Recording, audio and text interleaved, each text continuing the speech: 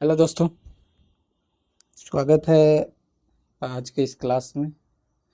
मेरा नाम रोशन कुमार है और मैं आज से आप लोगों को मैथ पढ़ाने वाला हूँ क्लास 10th का। तो हम लोग आज पहला दिन है, तो हम लोग पहले दिन ही चैप्टर 8 शुरू करने वाले त्रिकोणमिति। क्योंकि त्रिकोणमिति इसलिए पढ़ा रहा है पहले दिन, क्योंकि त्रिकोणमिति का वेटेज जो है एग्ज़ाम में बहुत ज़्यादा रहेगा और इस थोड़ा हार्ड भी है बाकी चैप्टर के कंपेरिजन में। ये चैप्टर थोड़ा हार्ड भी है, इसलिए इसको पहले देख रहे हैं ताकि एग्ज़ाम के टाइम पे लोड कम रहेगा। तो चलिए शुरू करते हैं। त्रिकोणमिति। त्रिकोणमिति क्या है, पहले ये जान लेते हैं त्रिकोणमिति क्या है। त्रिकोणमिति गणित की वह शाखा है जिसमें त्रिभुज और भुजाओं और कोणों के बीच का संबंध का अध्ययन करते हैं। मतलब कि त्रिकोणमिति गणित का वह शाखा है, इसमें हम लोग त्रिभुज के भुजाओं और कोणों के बीच के संबंध का अध्ययन करते हैं। मतलब कि हमें त्रिभुज के भुजाओं और कोणों का बीच के जो रिलेशन है और इससे जो अनुपात बनते हैं उसका अध्ययन करते हैं। त्रिकोणमिति में त्रिकोणमितीय अनुपात होता है। त्रिभुज का यूज हम लोग त्रिकोणमितीय अनुपात निकालने के लिए ही करते हैं। अब त्रिकोणमिति का उपयोग कहाँ पे होता है, अब हम लोग त्रिकोणमिति तो पढ़ लेंगे लेकिन इसका उपयोग कहाँ पे होता है। तो इसका उपयोग ऊंची इमारतों की ऊंचाई को ज्ञात करने के लिए या फिर दूरी को ज्ञात करने के लिए, मीनार या टावर की दूरी को या ऊंचाई को ज्ञात करने के लिए, नदी की चौड़ाई को ज्ञात करने के लिए, इससे गुब्बारे या हवाई जहाज की ऊंचाई को ज्ञात करने, या पृथ्वी से ग्रहों और तारों को दूरी ज्ञात करने के लिए। मतलब कि त्रिकोणमिति का उपयोग आप लोग देख ही रहे हैं कहाँ कहाँ हो रहा है। पृथ्वी से सूरज की दूरी भी निकालने के लिए त्रिकोणमिति का ही उपयोग किया गया था। चंद्रमा की भी दूरी निकालने के लिए त्रिकोणमिति का ही भी उपयोग किया गया है। तो चलिए देखते हैं इसे दूरी कैसे निकलता है, ऊंचाई कैसे निकलता है किसी भी चीज़ का। तो आगे पहले हम लोग देखने वाले हैं त्रिकोणमिति शब्द का उत्पत्ति। इंग्लिश में इसको ट्रिग्नोमेट्री कहते हैं। यह 3 ग्रीक शब्दों से मिलकर बना है। तो कौन कौन सा शब्द है, ट्राई, गॉन, मेट्रॉन। तो ट्राई का मतलब होता है 3 और गॉन का मतलब होता है भुजा या कौन, और मेट्रॉन का मतलब होता है माप। तो इसका मतलब क्या हो गया कि तीनों भुजाओं का माप, या फिर इसको त्रिभुज का मापन भी कह सकते हैं। तीनों भुजाओं का माप भी कह सकते हैं और त्रिभुज का मापन भी कह सकते हैं। अब भाई इसमें हम लोग त्रिकोणमितीय अनुपात, मतलब त्रिकोणमितीय अनुपात भी बनता है। तो उसको बनाने से पहले हम लोग को एक समकोण त्रिभुज होता है उसके बारे में पढ़ना पड़ेगा। तो समकोण त्रिभुज में मुख्य 3 भुजाएं होते हैं। 3 भुजाएं होते हैं, आपको दिखाते हैं समकोण त्रिभुज ये रहा है। इसे समकोण त्रिभुज कहते हैं। इसमें 3 भुजा रहता है, 1 भुजा, 2 भुजा और 3 भुजा। और पहले एक भुजा का नाम कर्ण होता है जो कि सबसे बड़ी वाली भुजा होता है। समकोण के सामने वाली तथा सबसे बड़ी भुजा, मतलब जो ये समकोण एंगल है इसके सामने वाली भुजा, ये सबसे लंबी भुजा है, इसकी लंबाई सबसे ज़्यादा है, इसको ही कर्ण कहते हैं। हाइपोटेनस इंग्लिश में कहते हैं। और सम्मुख भुजा, अपोजिट साइड भुजा, दिए गए कोण के सामने स्थित भुजा। मतलब कि अगर मान लीजिए इसको एंगल ए कहते हैं और इसको एंगल बी कहते हैं, तो एंगल बी के सामने जो भी भुजा है, जो ये भुजा है ए बी, मान लीजिए ये भुजा है ए बी, यही सम्मुख सम्मुख भुजा इसको कहते हैं, सम्मुख। इसका उपयोग बहुत होगा। ये जो है सामने वाली भुजा, जैसे एंगल ले रहे हैं उसके सामने वाली भुजा को लंब कहते हैं, और जिससे कनेक्ट है, जिससे भुजा जुड़ टच कर रहा है उसको आधार कहते हैं। इसको आधार कहेंगे और इसके सामने वाली जो भुजा होगी इसको लंब कहेंगे। ये आपको आगे यूज होने वाला है आपके। और इसके बाद है संलग्न भुजा, मतलब कि जो कोण के साथ जुड़ा हो उसको आधार कहते हैं। संलग्न भुजा इसको यहाँ पे कहा गया लेकिन इसको आधार कहेंगे, और इसको कहेंगे लंब। इसको मैं लंब लिख देता हूँ, इसको लंब कहेंगे। ठीक है, एक लंब होगा, एक आधार होगा, एक कर्ण होगा। ठीक है, इन दोनों तीनों के बीच का एक रिलेशन है जो कि आप लोग पढ़े होंगे 9th क्लास में, पाइथागोरस थ्योरम पढ़े होंगे, जो कि होता है कर्ण का स्क्वायर इज इक्वल टू आधार का स्क्वायर प्लस लंब का स्क्वायर। ये आपने 9th क्लास में पढ़े होंगे, तो इससे तो आसान हो जाएगा। तो चलिए अब आगे देखते हैं 6 त्रिकोणमितीय अनुपात। अब यहाँ पे हम लोग को अनुपात पढ़ना है, तो यहाँ पे 6 त्रिकोणमितीय अनुपात दिया गया है। कौन कौन से अनुपात है, एक साइन है जिसको साइन कहते हैं, शॉर्ट में ऐसे लिखते हैं SIN। और कोसाइन है तो इसको शॉर्ट में कॉस लिखते हैं। टेंजेंट है तो इसको टैन लिखते हैं शॉर्ट में। और कोसेकेंट है तो इसको कोसेक लिखते हैं। और सेकेंट है तो इसको सेक लिखते हैं। और कॉटेंट है तो इसको कॉट लिखते हैं शॉर्ट में। अब यहाँ पे हम लोग, मैं इसका ऐसे अनुपात बता देता हूँ। अनुपात मतलब कि ये 2 भुजाओं का अनुपात होगा। तो साइन का अनुपात मैं बता दूँ, इसका होता है लंब बटा आधार होता है P/H। पी मतलब आप समझ लीजिए लंब, पी बराबर लंब, ठीक है। बी बराबर आधार हो जाएगा। ये इंग्लिश वर्ड है, पी मतलब परपेंडिकुलर होता है जिसको हिंदी में लंब कहते हैं, बी मतलब बेस होता है, आधार होता है हिंदी में इसी, और एच मतलब हाइपोटेनस होता है जिसको हम लोग कर्ण कहते हैं, ठीक है। तो इसको यहाँ पे लिख दिए, बाकी आप लोग यहाँ पे मिला लीजिएगा, ठीक है। पी बाई एच होगा साइन का अनुपात, कोसाइन का अनुपात हो जाएगा बी बाई एच। ये याद रखिएगा, आपको याद रखना पड़ेगा, ये पहले से निकाल के दिया गया है, तो इसको इसको ये कैसे आया है ये अभी आपको पढ़ना नहीं है, बस आपको इसको याद कर रखना है।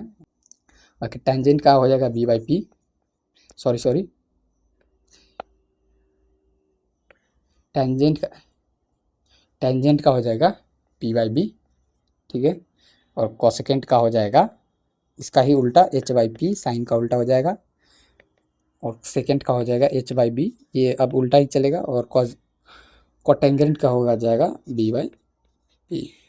और इसको आपको याद करके रखना पड़ेगा क्योंकि ये आगे बहुत ही ज़्यादा इसका काम है, और ये कैसे आया है अभी आपको पढ़ना नहीं है, ये आगे आपको पढ़ना है कैसे आया है। तो चलिए अब अगला, अनुपात के बीच महत्वपूर्ण व्युत्क्रम अनुपात संबंध, मतलब कि यहाँ पे ये अलग है, ठीक है। ये अनुपातों के बीच महत्वपूर्ण संबंध, अब जो अनुपात हमें मिला था tan a बराबर यहाँ पे p बाई बी, अब इनके बीच भी, अनुपातों के बीच मतलब इनके बीच भी कोई संबंध है क्या? तो tan a को हम लोग, एक फार्मूला है जिसको हम लोग बोलते हैं sine a by cos a, इसको tan को हम लोग ऐसे भी लिख सकते हैं sine a by cos a। ये पहले से प्रूव करके दिया गया हुआ है, पहले से बता दिया गया है, ये अभी आप लोग को नहीं पढ़ना है, ये आगे पढ़ना है कैसे आया है, बस अभी आप लोग को इसको याद करके रखना है, इससे बहुत सारा क्वेश्चन बनने वाला है। कॉटे का क्या हो जाएगा, कॉस ए बाई साइन ए, इसका ही उल्टा हो जाएगा, ठीक है। कॉसेक के ए का हो जाएगा 1 बाई साइन ए हो जाएगा, कॉसेक ए का हो जाएगा 1 बाई साइन ए, सेक का हो जाएगा 1 by cos A, cot A का हो जाएगा 1 बाई tan ए। अब यहाँ पे आप सोच रहे होंगे कि कॉट ए यहाँ भी है यहाँ भी है, तो दोनों का अलग अलग फार्मूला, तो दोनों फार्मूला सही है, ठीक है, दोनों सही फार्मूला है। बस आपको मैं बता दूं कि ये जो नीचे वाला फार्मूला है ये रेसिप्रोकल है, मतलब व्युत्क्रम है, व्युत्क्रम अनुपात है कॉट ए का। अगर किसी का भी आप किसी भी अनुपात का ये कीजिएगा, व्युत्क्रम निकालिएगा, तो उसका जो अभी बता देता हूँ, एक ट्रिक भी बताऊंगा, इसका व्युत्क्रम होगा 1 बाई tan ए, ठीक है। अब ऐसा क्यों, इसको ऐसे नॉर्मली ऐसे भी लिखते हैं, आगे चलते हैं। अब एक बहुत ही महत्वपूर्ण विचार, मतलब इससे आपका क्वेश्चन जो है मेन तो यही है, क्वेश्चन इसी से आपका बनने वाला। अब यहाँ पे समझते हैं, पहले पहले तो नाम दे देते हैं, ठीक है। 1 हो जाएगा। तो महत्वपूर्ण विचार इसको देखते हैं, तो ये बहुत इंपॉर्टेंट रहेगा क्योंकि इससे आपका क्वेश्चन बनने वाला है, इस तरीके का क्वेश्चन आपको आएगा, इससे क्वेश्चन आएगा ही आएगा। तो क्या दिया हुआ है, यदि साइन ए बराबर 1/3, तो इसका अर्थ है B C ratio A C is equal to 1/3। अब इसको अच्छे से समझते हैं, इसको मैं अपने भाषा में अगर इजीली समझाऊं तो समझिए। साइन ए बराबर मैंने बताया था, साइन ए बराबर क्या बताया था इधर, यहाँ पे पी बाई एच, ठीक है। तो यहाँ पे लिख देते पी बाई एच। तो यहाँ पे अगर ए है, ए बोला तो क्या हो गया, ये एंगल, तो इस एंगल के सामने कौन सी भुजा है, ये बी सी है, तो इसको पी बोल देंगे, लंब हो जाएगा, मैंने ये बताया था आपको। और इसके साथ जो एंगल के साथ जो सटा हुआ है उसको आधार बोलते हैं, जिसको इंग्लिश में बेस बोलते हैं और डिनोट करते हैं बी से। और ये जो सबसे लंबा वाला एंगल है उसको हाइपोटेनस कर्ण बोलते हैं, जिसको एच से डिनोट करते हैं। तो अब यहाँ पे देखिए पी हमारा क्या है, पी यहाँ पे ये भी अनुपात ही है, ठीक है, साइन ए बराबर 1/3 है, ठीक है। और सेम ये भी है साइन ए, तो इस साइन ए के जगह हम इस साइन ए का वैल्यू डाल सकते हैं, तो अगर हम लोग डाल देंगे तो 1/3 is equal to P by H. और यहाँ पे एक चीज़ जान लीजिए कि इसमें पी हो जाएगा 1 के बराबर हो जाएगा और एच हो जाएगा 3 के बराबर। यहाँ पे ऐसे तो इसको माना भी जाता है, जैसे कि हम इसको मान सकते हैं कि के, इसको मान लेते हैं 1K 2 3K। के मान लीजिए, के कांस्टेंट है, कुछ भी हो सकता है इसका वैल्यू। लेकिन शॉर्ट फॉर्म में बताया, जैसे क्वेश्चन सॉल्व होता है इसको ऐसे ही सॉल्व कीजिएगा जैसे मैंने बताया कि के, जब के मानने का ज़रूरत नहीं है उतना, ठीक है। आप नॉर्मली इसको साइन ए दिया हुआ है 1/3, तो वो ऊपर वाले को जो अंश है उसको पी मान लीजिए और नीचे जो हर है उसको एच मान लीजिए, ये इजी रहेगा आपको। उसके बाद जो भी नहीं मिला, जैसे p/h, तो यहाँ पे बी नहीं मिला है, तो बी कैसे निकलेगा, तो ये पाइथागोरस प्रमेय का उपयोग करके बी निकल जाएगा। बी कैसे निकलेगा ये बता देते हैं। तो यहाँ पे हमारा पी क्या हो गया, 1 हो गया, बी क्या हो गया, 3 हो गया, तो सॉरी सॉरी, बी क्या हो गया, बी, ये एच है ना, एच क्या हो गया, 3 हो गया, तो बी हमें निकालना है। तो हम लोग जानते हैं ना, एच का square is equal to P का स्क्वायर प्लस बी का स्क्वायर होता है। तो एच क्या है, एच 3 है, 3 का whole square is equal to P क्या है, 1 का होल स्क्वायर प्लस बी का स्क्वायर हमको नहीं पता है, ठीक है।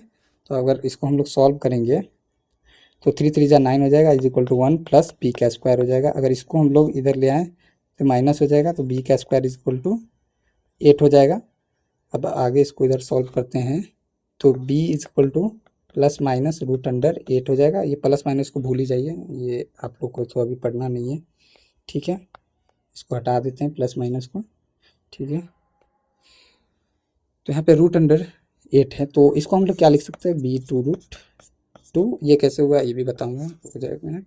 √8 को अगर हम लोग तोड़ेंगे, √8 को 2 × 2 × 2, ये 2 बनेगा, तो ये 2 का पेयर बनेगा, तो ये बाहर आ जाएगा, 2√2 इसलिए हो गया है, ठीक है।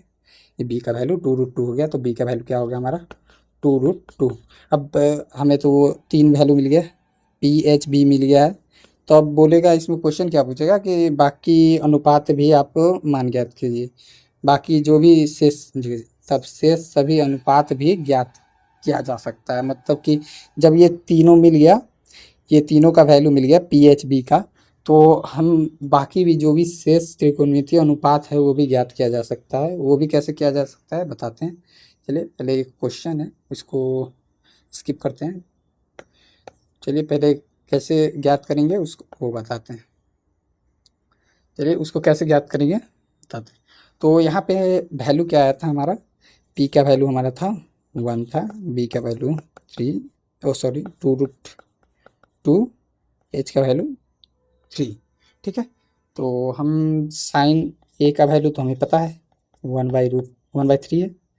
तो कॉस के बराबर हम जानते हैं क्या होता है, b/h होता है। तो हम लोग क्या, b क्या है, b 2√2 है, 2√2/h क्या है, a3 है। ये कॉस ए का वैल्यू आ गया, ठीक है। उसी तरह से कॉट ए का भी देख लेते हैं। कॉट ए क्या होता है, b/p होता है, तो b क्या है हमारा 2√2/p क्या होता है, p क्या है 1 है, तो ये हो जाएगा 2√2 डायरेक्ट, ठीक है। कॉट ए का वैल्यू निकल गया। 3 अनुपात तो हमें मिल गया है, 6 अनुपात होता है, मैंने बताया पहले भी। तो अब इसको tan ए का निकालते हैं। tan ए बराबर क्या होता है, तो p/b होता है। तो p क्या है, p1 है, b क्या है 2√2, ये हो गया tan ए का वैल्यू हो गया। अब उसी तरह से cosec ए का निकालते हैं। cosec ए का क्या होता है, h/b, तो h/b, तो h क्या है हमारा 3/b हो गया 2√2, तो ये हमारा 5वां निकल गया। और ये last sec A is equal to, sorry ये पी होगा, तो यहाँ पे पी होगा, तो एक मिनट हाँ, तो पी क्या है हमारा, p1 है, तो ये 3 हो जाएगा। सेके क्या होगा, सेके हो जाएगा h/b, तो ये हमारा 3/√2 हो जाएगा। इस तरह से 6 हमारा वैल्यू निकल गया। और ऐसा क्वेश्चन आएगा, आपसे पूछेगा कि एक अनुपात दे दिया जाएगा और बोलेगा कि 6 के 6 अनुपात निकालिए। तो इस तरीके का क्वेश्चन बहुत आसान है। ये इसमें तो 2 नंबर का क्वेश्चन पूछता है, तो आपको इसमें छोड़ना नहीं है, 2 में 2 तो कंफर्म आएगा ही आएगा। इस तरीके से बनाइएगा तो 100% 2 में 2 मिल जाएगा। तो चलिए एक क्वेश्चन है, उसी पे है क्वेश्चन, तो इसको हम लोग बनाते हैं। दिया क्या गया, tan a बराबर 5/12, तो कोण ए का अन्य अनुपात ज्ञात कीजिए। तो पहले हम लोग एक ट्रायंगल ही बना लेते हैं, बेटर रहेगा। ट्रायंगल चलिए बना लेते हैं। ट्रायंगल को, एक मिनट, अच्छा ट्रायंगल बना ही लेते हैं, एक मिनट, हम लोग इधर प्रीमियम मांग रहे हैं। चलिए ठीक है, पहले एक ट्रायंगल बना लिए। अब ट्रायंगल में क्या होता है, इधर जो भी है समकोण ही त्रिभुज बनेगा इसमें, तो ये 90 डिग्री रहेगा। और मान लेते हैं इसको एंगल ए मान लेते हैं, ठीक है, ये एंगल बी मान लेते हैं, इसको ए बी सी, ठीक है, इसको ऐसे मान लिए। तो यहाँ पे अब पहले tan ए बराबर हम लोग क्या जानते हैं, tan ए बराबर दिया क्या गया है, सॉल्यूशन इसका देखते हैं, दिया क्या गया है, tan ए बराबर 5/12, ठीक है। और हम लोग ये जानते हैं ना, tan थीटा बराबर क्या होता है, p/b, ठीक है। तो हम लोग इसको इक्वल कर दे, तो ये जो p है 5 के बराबर आ जाएगा, तो p का वैल्यू 5 हो गया, और b हो जाएगा 12 के बराबर। तो हमारा पी वी तो पता चल गया। अब एच निकालना है। एच निकालने के लिए क्या करेंगे, पाइथागोरस प्रमेय का उपयोग करेंगे। तो पाइथागोरस प्रमेय क्या कहता है, H square is equal to P का स्क्वायर प्लस बी का स्क्वायर। तो एच स्क्वायर निकालते, H square is equal to P क्या वैल्यू 5 है, 5 का स्क्वायर प्लस बी क्या है 12 का square. H square is equal to 25 plus 12 का स्क्वायर क्या हो जाएगा 144। अब ऐड कर दें, एच का स्क्वायर इज इक्वल टू 169 हो जाएगा। तो H is equal to root under उधर स्क्वायर जाएगा तो 169। तो 169 किसका रूट है, 13 का है। तो एच का वैल्यू 13 निकल गया। तो हमारे पास क्या आ गया, एच बराबर 13, ठीक है। अब 3 वैल्यू जब हमें पता है, तो इसका जो अन्य 5, ये तो 1 दे दिया है, तो अन्य 5 जो भी त्रिकोणमितीय अनुपात है वो नहीं निकल जाएगा। बहुत ईजी है। तो पहले तो वो मैंने बोला था फार्मूला आपको याद करना पड़ेगा। तो फार्मूला क्या था, पहले हम लोग लिख लेते हैं।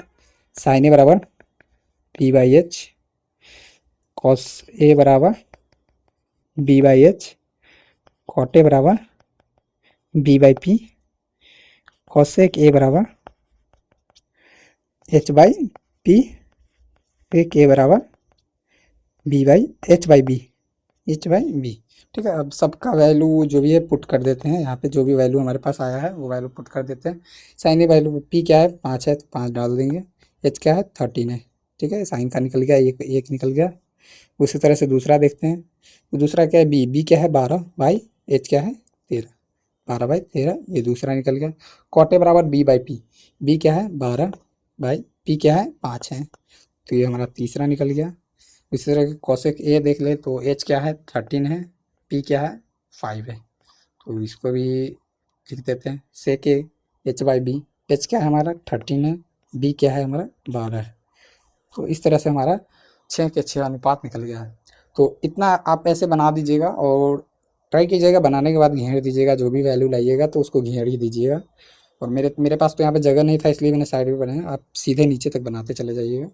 आपको इसमें 2 नंबर का आता है, ये 2 मार्क्स में पूछता है क्वेश्चन। ये 2 में 2 मिलेगा अगर ऐसे बना दीजिएगा क्वेश्चन तो। बाकी आज के लिए इतना ही। Thank you.